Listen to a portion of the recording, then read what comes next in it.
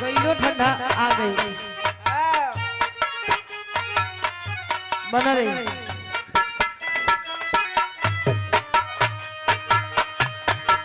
और रोज रोज गावत गावत एक एक चीज मन घबरा जाला। आज कुछ नया चीज बहुत बढ़िया मिजाज सुन ला जा, बहुत बढ़िया बढ़िया बात। हम कहाँ टारगेट के निहरवा ना समझ पाऊनी है। हम नरुआ के टारगेट के निहर नहीं, लोग के टारगेट के निहर।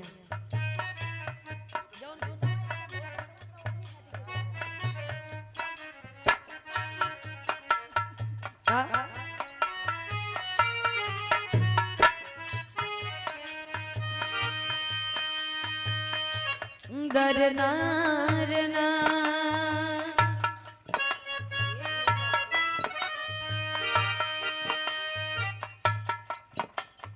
बड़ा ही सुंदर अंदाज में एक गजल के शायर गौले बड़ का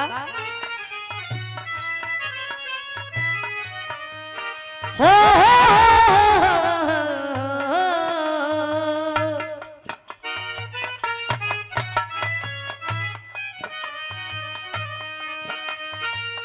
का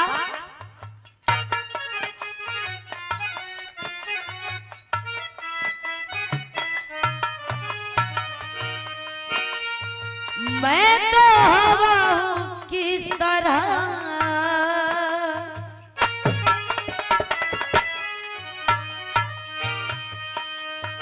मैं तो हवा हूँ किस तरह पहरे लगाओगे। मैं तो हवा हूँ किस तरह पहरे लगाओगे।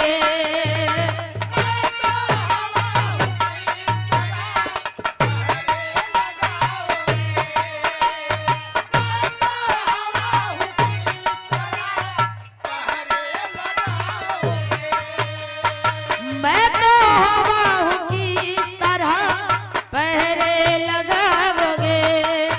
महसूस बस करोगे मुझे, महसूस बस करोगे मुझे छू न पाओगे। महसूस बस करोगे मुझे छू न पाओगे।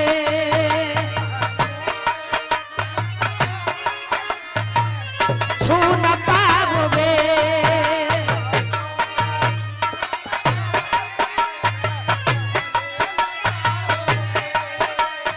मैं तो हवा हूँ किस तरह पहरे लगाओगे।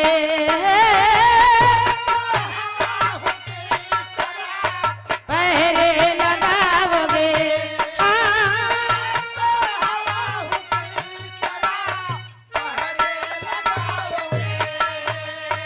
मैं तो हवा हूँ किस तरह पहरे लगाओगे। महसूस बस करोगे मुझे छू न पाओगे। महसूस बस करोगे मुझे छू न पाओगे।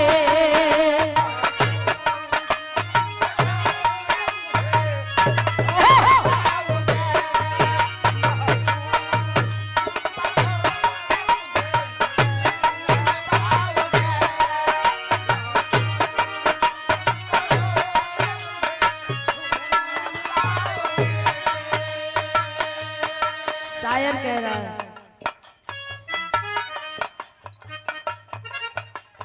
दुख क्यों किसी गरीब का हंसते हो देख कर।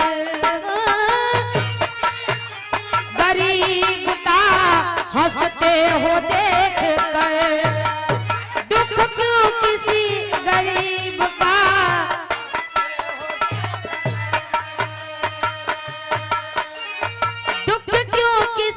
गरीब का हंसते हो देख कर।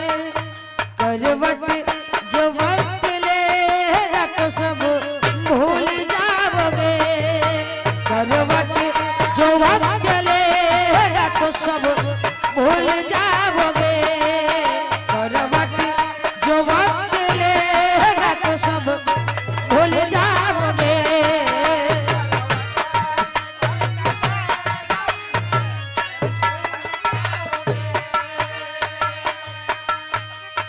ऐ दोस्त मेरी याद तुम्हें आएगी जरूर, ऐ दोस्त मेरी याद तुम्हें आएगी जरूर।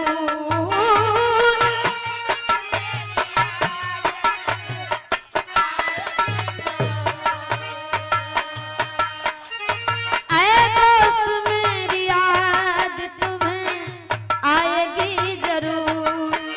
मेरी गजल को जब कभी, मेरी गजल को जब कभी तुम गुन